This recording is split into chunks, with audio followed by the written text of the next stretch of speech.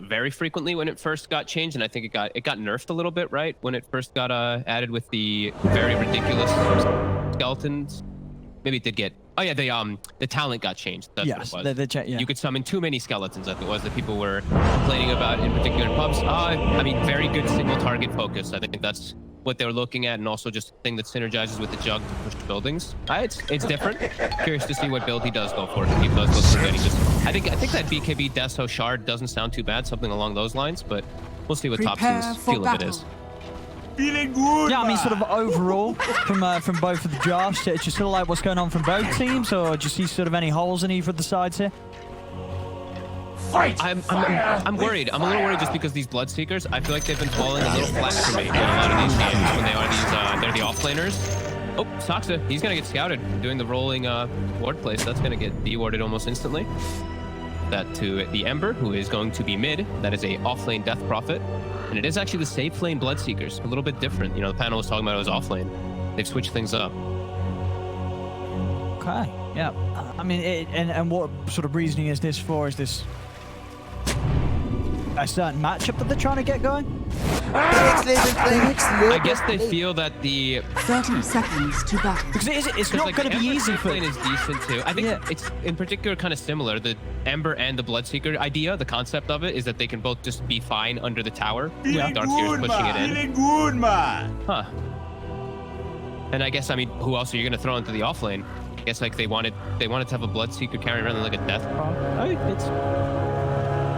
No, so yeah, to the point, what as you said, you just wouldn't feel good having the Ember on the top lane, so you have to put the Ember then mid, and but then that does lead the problem of right? You know, you're against Topson on the Clinks, and you know, as Cap said on the panel, right, this is not a fun matchup for the Ember.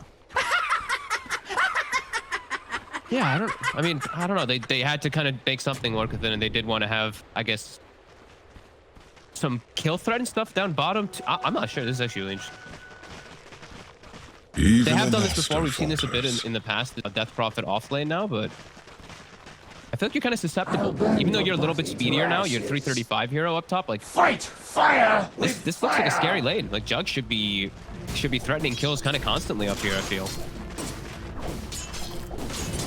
Yeah, absolutely. Yeah, comboed with the Witch Doctor, we know what's going out. Got a point or two in the Maledicts. That and the Blade Fury will an easy kill every time on Tobias Nick's assassin. And, yeah, they've got the movement speed advantage on the Jug, but 33 has to be very, very careful, as no amount of Siphon will offset the damage that he's going to get coming in from that combo.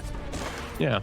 This is cool though. I'm trying to like think of, like, I guess it's just because Skitter can actually do the best in bottom too. I'm trying to really think about why they would want to have against this setup, because it's quite a powerful duo lane, right? This Earth Spirit Darkseer. You know, once there's a few points in the Iron Shell, they're going to be playing aggressive in your face.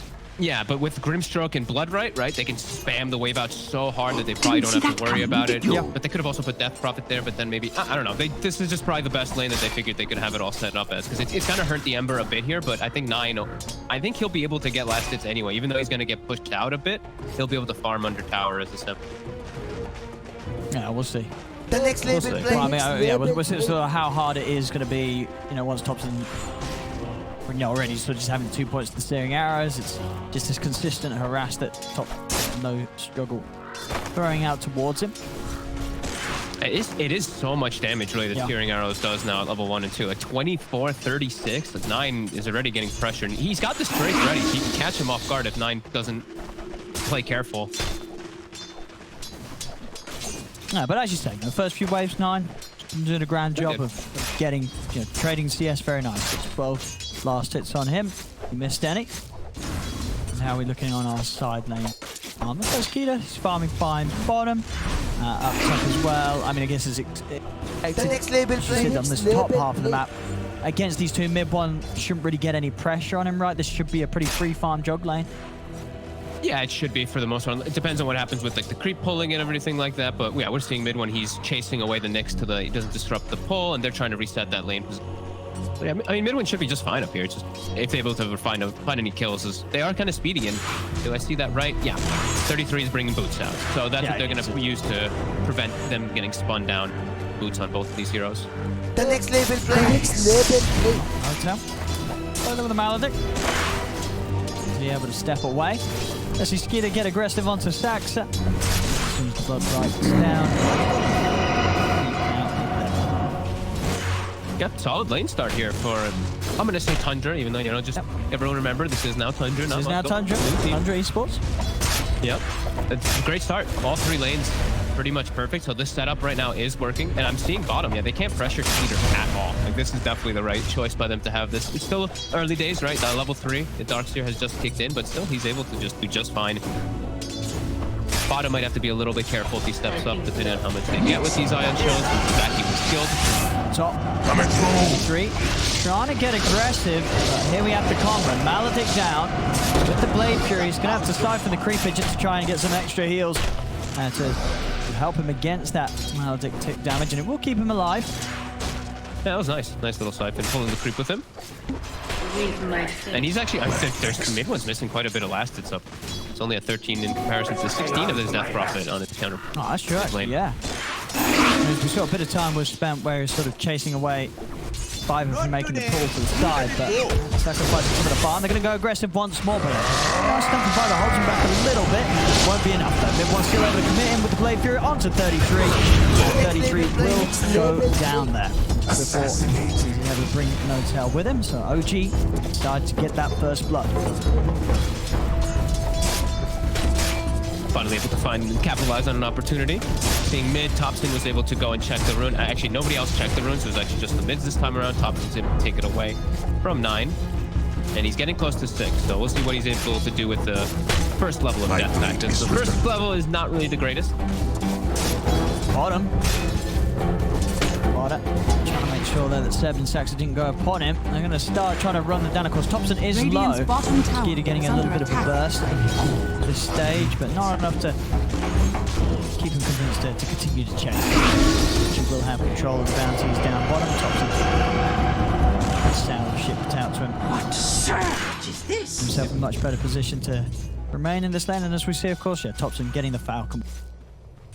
Very much an item that's suited to a lot of these types of mids that just do, especially with that little bit of mana regen, allowing Topson to not really have to worry about getting any sort of clarities or anything out on him when he's spamming these arrows. I like it quite a bit on these frail, edgy heroes. Like, you know, the Deuces, the Weavers, now Clinks. You know, it gives you that 175 HP is nothing to laugh about. It's actually quite a lot here for these edges. Yeah, he's pulling ahead. Definitely pulling ahead in that lane. And we see Seb, he did pick up the bottle, as we've seen kind of done very often now in these Darkseers, since we control that bottom rune. Nova, only level 4, suffering. Same as 33 is. 9, going to be able to grab himself the gem. Or down. We have... yeah, Grim's coming across. Top lane. They're able to get in on top of No Tail. Fiverr is going to TP out straight away, and that mid lane setup. As you say, Butter swinging across, joining forces with 9. Take down Topson. The rune of regeneration. Very, very nice move. I mean, 9's, you know, this sort of the start of the game for 9's going to be very important, because as you imagine, you know, Topson himself, he's going to want to start making moves around the map as the Clinks.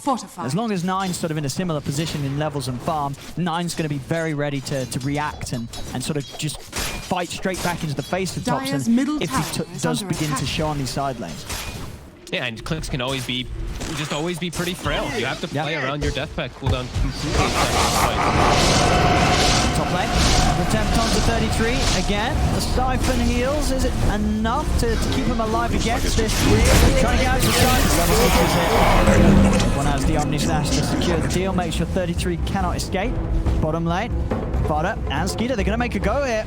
Onto Seb. Seb, he has got the TP scroll, but yeah, he knows he cannot get out of this one. Too much damage there thanks to the combo with the setup for the Blood Right. Tundra getting some good kills here early on with their cores on pretty much every lane. Yeah, and I feel like this Rupture in particular, this game could have some massive effects because they have the Grimstroke too. They have the potential for the double Ruptures, but they're playing versus some heroes that do require some mobility in their aspect. You know, the Darkseer, the Earth Spirit, the Clinks in particular. Nice targets for sure for him to be able to look for the Rupture. And mid one. That's good in this time. Some nice little body blocks. Mid one's trying to get an aggressive onto 33. Healing ward also down. So mid-one will be fine. Damage has been done to secure 33 popping. This damage, and Saxa this time around coming in for that extra bit of firepower to make sure that 33 is not able to live through it all and chase down mid-one. South as well, mid-one's fine. Didn't bring mid-one's Midas on the courier when he TP'd up. Because, yeah, mid-one went Midas on Jug. Oh, damn. I mean, 8-minute Midas. You're going to be happy with that timing. It's not a bad timing at all. I mean, we saw the other day, mid-one, just straying a little bit from the norm with the builds. I mean, not that Midas is incredibly rare, but it's not something that sort of, this upper division teams are going to be buying every game on their Juggernaut. Always fun to see, mid-one, he's feeling the Grieve route, and... no, but I'm always happy to see that. Yeah, and he's going to be able to use the Midas right away on a big creep. So, okay, cool. I mean, clearly he's trying to experiment a little.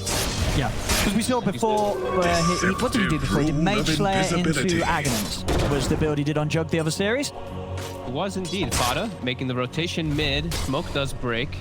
Thompson's Death Pact, just ends. And they make it. There's a reaction here from OG. They're going to go across. Inkspot Stun does connect onto the two of them, but there's 4 members of OG here. 9. And to be a little cautious, keeps himself to the side. They'll try to chase toward Fada. And it looks like OG won't actually be able to catch either of them there. Not losing a hero. They'll keep their mid alive, keep Thompson safe, but won't quite be able to catch even members of Tundra there. That might be the name of the game a lot of the times in this game too, is just unable to really catch. A lot of this catching is really going to be pressure on Saxa. As we see, he's playing versus this elusive Ember. They only have the Witch Doctor stun beside him, really, with the Darkseer backing, which doesn't really count. But 9 will get cast up. No-Tail will at least force his hand. Has he got anywhere out? No, I'm interested to see what mid-one's going to buy after this Midas, because you see this inventory, like the brown boots, Midas, triple branches. I want to. Is he going to go for something like a bots or a Battle Fury? I hope so. That's the true Jug. Yeah, Midas into Battle Fury. We'll see if that's on the mind of mid-one. See if he knows. I'm thinking he's gonna do something crazy. I feel so right. When you see nothing queued up, because you don't queue something up if you don't want your teammates to know what you're gonna buy. You know what I mean? He knows in his head, I'm gonna buy this item, but I don't want my teammates to know. He's got the bots queued up, man. Has he got the? He's got Midas spots. This is the Ben Wu, right? The Merlini build. This is the Merlini build. I think it was No-Tail was the one who was saying, or who was the one? One of them on their team. If you're trying to learn anything, don't learn from us, because they're Midas spots coming to a pub near you. Let's see if and I've seen Thompson building this item on heroes in pub. Yeah. He's building the Mage Slayer on the place. I mean, it's a good item. It's a good item. You think, it's just some. I think so too. It's what, magic resist, agi damage, a debuff, all for the great price of not a lot of money. Really, it's not that expensive in an item if you sort of consider just all the different things that it does offer. The thing is, it has a cloak in it. Like it's all the cloak is like the most value item in the game. Is Thompson. There we go. They are able to close the gap in. The setup's there. Thompson. He's down and out. Tower is under attack. My God, they even threw Rupture. They threw everything on. Wait, did they Rupture him as well? Oh, right. They really didn't want him getting out.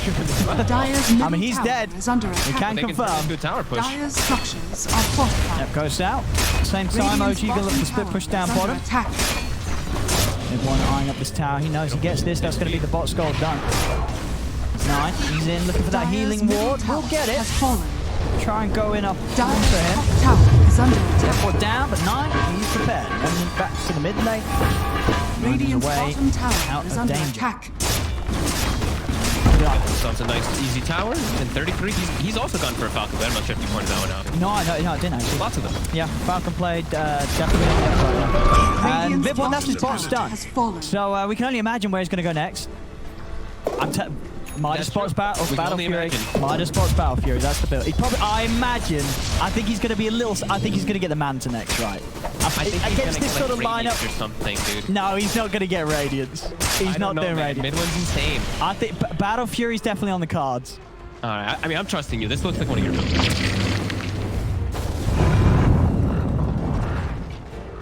6-4 at the moment. 1K lead for Tundra here. Dire's Tundra, top they're tower ready to is fight here under inside their attack. jungle. They're going to look to set things up on the Earth Spirit. They've got. I'll be back to finish this later. Saxon will go down to start. A little bit of a move. Mid one's out of there. Straight out to the top lane. He's out of harm's way. I mean, he's got a Midas box. He doesn't want to be involved in any of this. Dire's top But he's tower involved in a has been deny. You know, denied. there you go to Ready Value. He finishes up his. Now he gets a wand too. Look at that. Started something beautiful. Oh, he's queued it up. He's queued up the mount. The mount. All right. All right. I mean, It's this more normal now. more normal, but it's one of the. It's sort of the. You know, he's saying, you know what, we'll get a normal line, but it's still good for farming. Now, this is, he's still happy. He's like, all right, look, I'll keep everyone else pleased by getting something that's standard, but he's still going to be having a smile on his face because he's going to be cleaning those creeps up at quite the rate. Bottom lane. I've got the opening onto Notel, and he's down for sure. Still think he gets Seb out of it, but he's been ruptured. Comes in, but doesn't quite clip onto Seb. And look, mid one can always turn up. He's like, oh, you're low? I got bots, man. I'll come down there and ward you up, Seb. It looks like he's going to be a pretty passive style from OG, which I feel like they kind of have to now build because the Jug, I think, at least waiting until Thompson has his item or his level 12, because like I was talking about before, Death Pact level 1 is, it's okay. Level 2, just it's so much stronger how you win. That 8% is really a big difference. Or sorry. Oh yeah, it is 8%. Sorry, I got nerfed from that. It's going to be a little bit of time for OG before they look to actually fight. As we've seen, Tundra, they have a very strong team fight lineup, and with this 33 Death Prophet kind of leading the charge with this Ghost Scepter and a Falcon Blade, he's pretty tanky. Yeah, he can't actually frontline. Yeah, for sure. And if he's sort of able to get in there, they're going to have solid damage output from both Nine and Skeeter, you know, at this stage where they're both going to have Maelstroms. Nine's also got a DD in the bottle. So, yeah, we just got to be careful of any fight that Tundra do bring to them right now, because Tundra very likely to just come out on top and get some of these squishy heroes taken out before the action really starts. And Notel having to be very careful with his position. Absolutely, and it's also the fairy trinket as well. Nine is dishing out a crazy amount of damage. Fada walking to the ward. They're going to go in to take down Fada around these bounty rune spawns. Jump forward for Nine into the X-Force and on for two of them. Heals her out from Notel. That's going to be enough to stop Nine from chasing any further. As soon as his food of restoration and healing ward is out, OG's pretty safe. Nine, he's got to be careful. Slash is attempted by mid-one, but a remnant was still there. Nine out of mana though, and Thompson and Sax are both in position for Nine to jump over straight into their hands. As Nine will get out another slight, but he won't get out of this one. It's OG will get the 3 kills. Wow, and I feel like that's pretty unexpected after you see the items that they're going for too. I was just saying, yeah, they're probably gonna sit back and relax for like a moment or two, but nope, setting up for bounties. Look at the sentry coverage on the bottom side. Just showing exactly where they want to fight, and just, yeah, Notel setting the trap. Yep. No boots on this Witch Doctor, but he's got sentry. No, yeah, I really do feel, you know, for Tundra, it's definitely a bit concerning if they're losing these fights against the team with the bots, Midas, Jug. He's going to be very, very happy in any sort of trades that they take. Yeah, the two supports just stepping up a little bit too far. Biver, I mean, it's really, like I said, it's a sentry coverage, because Biver wasn't even in harm's area, but a sentry ward gets placed down at the bounty when he gets rolled on and he's dead. Like, literally 4 or 5 sentries just placed all there, waiting to fight. 500 gold committed to get that advantageous position. And yeah, Notel, no, I mean, now he's With the opening here, on 33. Notel laying down the death ward. They do the impale to put a stop to it. Mid-one's on the chase with the Blade Fury. Notel is the backup from Nine. Turns him to Slider Fist over towards Notel. Notel just stepping out to the side. Nine can't continue to commit. He has to back out of it. Silence onto Biver. Roll forward. Just trying to get the lockdown, but Biver's got the carapace up into stun. They turn to take down the Earth Spirit. Biver running speedy. He's very fast. He may think about getting back in on this. Nine's trying to. He's got the X-Force done in a second. He's got the Slider Fist, but mid-one has the Blade Fury up. Turns over Mosquito, Mosquito's cleaned up another. As Thompson falls. Mid-one now in trouble. They'll lose a third. As Tundra, they're going to continue to chase. Soulbind connecting the two of them. They've got any stuns in range. There's the spike carapace onto Notel. Look right down. Notel trying to run. He's taken out by another slight from Nine. 4 dead on OG. This is the sort of fight you expect to see Tundra's lineup have with the builds that they've gone for compared to OG that have gone the more greedier route. Yeah, Sox's roll-in kind of baits his team into a very unfortunate scenario. 33. He pops Exorcism, gets a beautiful, I think, 3 or 4-man silence to start it off. Then a Blood Right to cover the ground, too. Is just a dream area for Tundra to set that up. And yeah, again, OG, this time a little bit overzealous. Sox putting his team into a little bit of a rough spot there with that roll-in. But doesn't matter. Respawn, OG, no hesitation. Now that Exorcism's down, now that the Ember used majority, 2 of the fire remnants at least, they can look to punch back. As Thompson, he's got his death pack too. And oh, you know, why not? A Philosopher's Stone too, since they're gonna. All right, there's some more money. But I mean, honestly, like OG, Midpoint's got to be very careful in these fights, especially when he's going the Ags after Maelstrom, right? They don't have any saves other than the Surge, and there's a lot of things that you would imagine as Jug you're probably wanting to Manta off when you look at Tundra's lineup. So if Midpoint ever gets caught by like these silences or roots, he's going to be in quite a lot of trouble. So they really do have to be careful, OG, how they fight with Midpoint's Jug right now. Absolutely. I mean, it's a very unorthodox, but very his style. Like you said, if he's able to make it work somehow, he is going to be a little bit, I guess, tankier with his stats. But like, yeah, it's going to be weird how he has to approach the fight. Meanwhile, on Tundra 9, going to be going for the BKB next, already about halfway through it. We see, again, 33's build, pretty perfect. Just sort of just getting as tanky as he can, as soon as he can. You know, he's got already the Hood and the Ghost Scepter. Now looking to finish up with that Hood into an Eternal Shroud. Yeah, he's going to be quite the fun one. He's just going to be able to step forward, pop those ghosts, and they're really going to have to sort of focus all the physical damage output onto him. But then, yeah, the Ghost Scepter, they can't really do that. There's nothing to sort of take it off him right now. So, yeah, 33's offline DPC is going to be a huge issue in these team fights for OG. Yeah, they're going to have to play really well around Exorcism. Either, you know, reset as soon as it's popped, or just aim for him somehow at the start of the fight. I really feel like he's going to be the biggest thorn in their side. He has the Eternal Shroud actually done, so he's going to be very problematic. The spike characters, he's making them work for it. Mask out. Does bounce in onto the 2 of them, Fiver. Oh. Yeah, he's going to be gone because of that one, unfortunately. Fiver there, 33 coming in next towards him.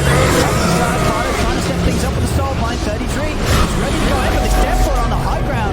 He's going to kick himself to the side. We'll step away from it for now. Fiver comes out from Fiver, but the Omni Snap from Midbomb finds the perfect target. He's able to fully commit onto the Death Prophet. 33 after the Ghost Scepter have been used. Of course, 33 has no save then against that. This time round, Midbomb able to find a clean opportunity to take down an important core. It's pretty huge too, sure. OG, they committed absolutely everything. That was what, like an 8-second duration exorcism, the now 2-minute downtime, where it's like OG, they can take advantage of that pretty heavily. It really does feel like Tundra is relying on that one. But here though, as Viber, it's a great setup on mid. Right in the area. Meter Hammer follow-up. He's going to be in a lot of trouble. He's actually trying to come across. He's got a bit of burst steal there. As Thompson's able to stand his ground and turn. In fact, Viber's going to fall. Couldn't quite kill him in time. Thompson, of course, just quickly grab something up with the death packs and have that extra bit of tankiness to withstand out of Temp and Tundra. They're rupturing. Later one's gone. It's okay. He's got a BKB finish. He's having a fully commit with the X-Frost done as well. They get the kill over to the side. They do lose the Ember, but Skeeter, he's ready to look towards his next target. He's going for Thompson. Thompson's target the TP out, but the damage to Skeeter is too much. Able to move into position, block off the attempted roll away from Daxter. And Midbomb coming across though. The cast bounces, causing issues for Tundra as Midbomb. He's just cleaning up with the Blade Fury. Just looking up a few more out of this. Skeeter now with no BKB charge ready to pop. He's got to run. But Midbomb is starting to go on the chase with this boost of travel movement speed. He's able to easily close the gap, stay on top of the Bloodseeker. It's going to be another one here for OG. Look at it go, and Thompson even tips no tail. Those cast bounces. Oh my god. Picture perfect. I mean, I feel like it was just out fighting them there, chasing in Fiver too. He's trying to defend this, but he's down. Another kill for Midbomb. Is under attack. As Midbomb's really doing it here with what could not really be described as anything less than some sort of like mega Chad build. With this Midas spots, Maelstrom Aghanims. I mean, and Aghanim Shard. You don't get more impressive than this. You know, he has no fear against their lineup. Radiant's He's just middle ready tower to is start under killing attack. people, and he is. He really is. Radiant's 6-1 and 7. structures are fortified. I cannot believe how much he's owning. I mean, all right, well, pub's ruined. Don't mind it. Oh, and here we go next. A little bit of Swiftling. We saw him Radiant's middle fix this tower into his has build when fallen. he did the Mage Slayer Axe build the other day. And, Yep. I mean, Swiftling's amazing. Did, of course, once the new Blings came out, it was pretty much the weakest right. But the recent buffs have just made this a very appealing item to get on these agi carries. Especially on Juggernaut. You Yeah. blink and then you Swift Flash with the bonus damage and bonus attack speed. Like, you're going to strike. Pretty cool. As mid, fight's kicking off. We'll get the reset with Surge. Saxa. Looks like No-Tail's going to pay the price. Oh, and Sax is out. Back in Seb, giving a bit of safety for Sax to TP away. They lose notes out. Seb, can he get out of here? The chase is going to be on. But right down Thompson, he's ready to sneak back in and look to kill 33. 33 pops the ghost step to the Siphon, keeping him alive a little bit. Silence down onto Thompson. They've got the follow-up stun. Can they keep 33 safe and out of here? They can. 33's away. Meteor Hammer comes crashing down onto Thompson, but there's the wraparound for Midone. Comes in with the Swift Flash to get the kill, and he's ready to get out of there. No, he wants to stick around. Saxa, he's left back in. Here comes the Omni Stack. He's a big one as well. 9, he tries to throw a Remnant out, but he's low on mana. Phantom's embrace there in time onto Midone. 9 will be okay. Turnbull slight fish change onto the 2 of them. Butter and 9 still rather low. They've got to stick away from Midone. Another slash shot. Butter pops the ghost center up. Midone's got the chase with the Blade Fury. Has the magical damage to kill him off. 9. Remnant still prepared off to the side. He'll make it away. But it's looking a little scary for Tundra here. They're down 3k, and they're just having to run the hell away from this Juggernaut anytime they see him, as Midone's ready to chase down and kill them all. That was such a weird way that it all kicks off too. I'm seeing 33 running through a wall of illusions, and the skeletons from the Blings are actually killing him at the same time too. Then Thompson pokes the mid, somehow baits them to where Midone's going. Midone gets a wraparound. I mean, this is just constant fighting. As you obviously come to expect from OG, but a little bit of a different kind of style here with Midone. He's got the Eagles. I mean, he's unbelievably farmed. So farmed, yeah. 24 minutes in with this amount of farm. Level 21 as well too. I mean, they're trying to match him. Peter's actually doing a good job, 7, 1, and 9, but he's still getting out farmed. They're looking for a fight now though. With Exorcism back up. Fiber. They want to catch Midone somehow, but it's so hard. Silence into the stun. And they're looking down long enough to finish him. Trying to run Midone. Can they kill him off? They can. They will get it. But they may lose a lot of heroes for this. The skeletons are out. They've got to keep themselves to the side of it. They've lost 2 cores for this attempt on Midone. They're going to lose a third. 33 cannot escape as they throw everything onto killing off this Juggernaut. But it cost them 3 cores to just kill Midone. Thompson just holds his ground and just right-clicks, pops the strafe, puts down the skeletons all over the place too. And yeah, like you said, committing everything in order to kill him off. He's ready to look for more. Fiver's trying to hold back Thompson with the combo. Thompson's not going to get too much at all. Paralyzing card is out. The bouncers are there. Back over towards Fiver. The next level tries to sneak out of it with the spike carapace, but he's going to tick out to this Maledict. My God, the No-Tail's casks. There's like 40 creeps there, and it bounces to him. I mean, lots of time now where OG gets to push in the lanes, they pick and choose. They get to see that there's a DD top. Jugs respawning in 20. They could probably threaten the Roche. Exorcism's going to be down for a long time. Jug or Thompson can pick this one up. It's going to be Thompson. Yeah, Thompson. Yeah, they can start. I don't know if there's going to be any way that Tundra get over here. Now we have 100% uptime for a death pack for Thompson as you see level 18. Feeling good, man! Well for those extra buffs to throw out to these cores. He's got that mind, just needs to find something to use it on. First of all, he wants to head over, help them finish off the Roche. 9 could look for a steal. It is pretty low. He's going to jump. The coach in the ages. OG get both. As Midone's able to pick it up, and now they'll start chasing them down. Skeeter is attempting to get out of there with a BKB, but Sax is on the chase, keeping the magnetized going. Skeeter, he's got to run back to base, and he's not even going to make it. The damage from it enough as Saxa chases him down. They attempt to try and push OG out of the pit. Full commitment from 9. It doesn't pay off. As OG ends up taking everything and top. 33 in trouble. At this point, the Ghost Scepter, it just doesn't save him at all, of course. midone, he's got that DPS talent on the Blade Fury to help him against such sort of defensive attempts. And he's got the shard too. I mean, I don't know how that. Yeah, it just gives him the movement speed anyway to keep on him. But then I'm watching Thompson.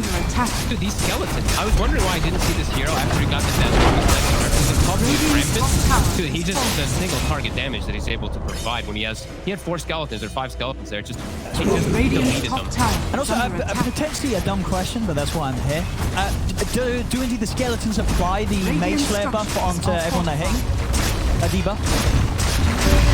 Because if they do, then that's pretty good. You know what I mean? I think they might. There's some interaction that Black and other things don't, but I know that actually might work. I'm gonna watch to see these illusions right now. I've not been keeping track of that one. No, they're done. They're done. Okay. I was gonna say that's a little ridiculous. Yeah, I was gonna say if they did, that would be pretty. Yeah. Because it seems like it's only the tougher ones that do. Like it counts as like an orb, I guess, in a way, where Flak doesn't work, but Drow multi-shot does. But I was gonna say Drow multi-shot doesn't, does it? You know, that would be pretty wild. Split shot, the Aghanim. There's like Radiant's bottom tower is under attack. Having to pop his BKB here. And he's gonna look to try and turn towards Saxa. Saxa has been ruptured. Rub rise down, Saxa. He should drop here. Get Saxa. Can they get anything more though? Comes the OG. Grouped up, really tight and ready for Tundra to try and make an attempt on them. Nosk is out, Thompson chasing him, he goes down, back onto the 3 of them. midone's there, but the fall of Blade Fury at 9. He's just getting torn apart, has to remnant out to the side. But will keep himself alive, put the replicator, split slash from midone comes out onto Viper. Here's the Omni Slash onto 33. The Ghost Scepter protecting him completely though from that ult, so 33 will live. For it. Decent little reset, at least, from not dying to midone. That Omni Slash forcing, but still, see the power of OG. As soon as that Emperor's BKB is going down, they feel the damage. Nine. Forward here to try and defend this. 9. He might just get his switch slash. He's up 9 scores. He's got no buyback. Down for 70. 33's trying to hold off to the side of Skeeter. Coming with the BKB, he gets in onto tops. Taking down 1. Can they look for anything else? midone just beating into 33, forcing him to try and escape. midone is still good to go. Popping the Blade Fury, just taking down Skeeter. This damage far too much. The Blade Fury DPS and that Iron Shell just kicking out too much damage for Skeeter to deal with. And this, I mean, Juggernaut is looking like such a good hero with all these little upgrades that he's got. And now Blade Flurry is, I mean, just your spin is so relevant with this build. We're seeing Maelstrom almost every game with this shard. And this one, I feel like we're really seeing a display of how much power it can provide in the fight. Radiant's middle tower has fallen. It doesn't matter if you're Ghost Scepter, you're just getting so much damage beat onto you as OG. Radiant's middle barracks are under Rallied attack. around with this Darkseer, who's just buffing up his Jug. Know this quickly. Speed. Gets Rippling into the switch slash. And if the damage ain't done by that initial burst with the Aghanim shard ability, also the Aghanim's ability, then the follow-up's always going to be there with the Blade Fury and that movement speed to allow you to easily stay on the target. You cannot run away from this Jug. Has fallen. Radiant's middle barracks again. are under attack. Here he goes. Right. Significant turn. Not quite catch on to everyone knows it when he's ready to run back in. Both spellbound, but Blade Fury is available. Vacuum onto the 2 of them. Varus down. Buyback comes out immediately from him. Skeeter is back in the game. OG, they got what they came for. The mid-racks. Mid-melee racks have been taken away. I'll see what sort of fun. They're going to keep going. Everyone's going to have Omni Slash back up in 5 seconds as well. The next level play. Thompson just chilling on the high ground here. Knows that they can't really go on him. They're going to try 5-man smoke. He has an arcane. He's just dropping skeletons. And right now there's 6 skeletons in this area for them to fight into. And there's going to be more. It's a very dangerous defense that they're going to have to attempt here, Tundra. Radiant's top 8 skeletons. has Now he's going to have 9 as soon as, or 10 skeletons as soon as he leaves this invis. He's walking into it. Really tough. They're going to try and wrap around that. Opening it up to Sax. Pretty tanky. Backing down onto 3 of them. They've managed to get Staxter. See what more they can get. Skeeter heading over towards Step. Up in the air, though. Keeps Step alive with the yours. 33 does get out. Ties back straight away. Skeeter will be able to pick up Step. They've taken out 2. Still up to Motel. They'll find another. They are managing to hold the defense here, Tundra. With 3 kills. Thompson. I was trying to run, but it's too much damage. Midway's in as well. 13 to 3. With the Ghost Scepter will live. Skeeter TPing out. He cannot afford to run through this army of skeletons sitting there on the high ground. Like, 9 had this, I mean, I've seen it multiple times now, but he gets hit once and his damage is completely negated because of that Mage Slayer. But in this last fight, he actually just pretty much died to Thompson's health. Dire's bottom tower Remnanted through, has fallen. slighted to dodge a little bit of it, and then Thompson just made another set and almost killed him with it. Thompson getting a little bit too aggressive there. And now he's, I mean, he has Deso on top of that too. Oh, Jesus. Look at how cocky he's playing. And he's throwing it in underneath the noses of 4 of them with no backup behind him at all. Only a Mantha to rely on. That's how strong he feels right now, Thompson. Oh, Farder. Didn't even get the chance there to pop the Ghost Scepter. Then died. That's the clip. I'm honestly back to being like, why did people stop picking the Clinks after this first got added? Because it was so popular the first week. So now having a poke at 9 here, 9. Radiant are scanning.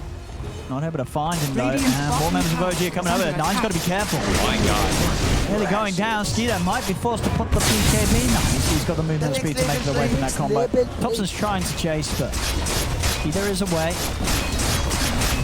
I mean, at this point now, they're so far ahead. It looks like they're just like they're kind of goofing a little bit, goofing on them a bit. And there's nothing that Tundra can really do to punish it. I mean, look at Midwin's build. He's got a moon shard on top after it, and I think that's what Mjolnir now afterwards going to be finished with just straight attack speed. Did you get the rupture off the top? It's under attack. Chase this though. They don't know what they're walking into.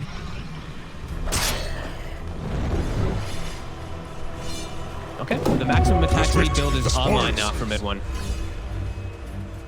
0.28 seconds.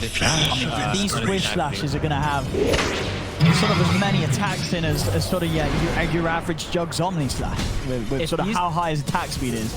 If he's solar crested as well after the Swift Blade, we can see what he can find. I mean, look at him go. He's just zipping in and zipping out. They can't do anything to contain him. The Soulbind is down on the Thompson and Staxter.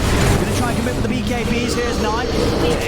Both him and Skeeter are trying to bring down Staxter, but the heals, the restoration and the healing ward just keeping them alive. Midway jumps over the back. Keep us on the 4 of the Midway coming in with the first attack. I think he's popping a TT there in the midst of the Midway. At 33, he'll try and escape. He will manage to do so, but that's 9 down. No buyback on him. Radiant's bottom tower is under attack. Oh, Thompson. Just accepting this huge burst of opening, and Thompson does go down. They're heading over towards the fountain now. That's 33 dead. Viper also dying outside of the fountain. Now it's coming the Power OG. Oh, they're dragging them out. Barter's going to be dragged out by the vacuum. Skeeter, he's running in. And now he himself in a bit of a spot of bother. Viper will help out with the impale. Into the hammer, no tail, timing in. Picks up a Ghost Scepter, he's fine. There's OG. Okay, Skeeter gets him. What? I mean, look for some objectives here. Is it really the time to start fountain diving? I mean, they are 26k up there. It's OG. They're going to look for those opportunities to beat them right back into the base. And over the mid. Here we go. 10 points of Skeeter. Commander of the PKB, he's got to run. We'll make it out of there. OG, they're finished off the bottom set of rack. And they'll just call it. They'll call it. They don't want to mess around with this one anymore. Tundra as OG will take the game 1 at this best. Wow, I mean, with a very farm-centric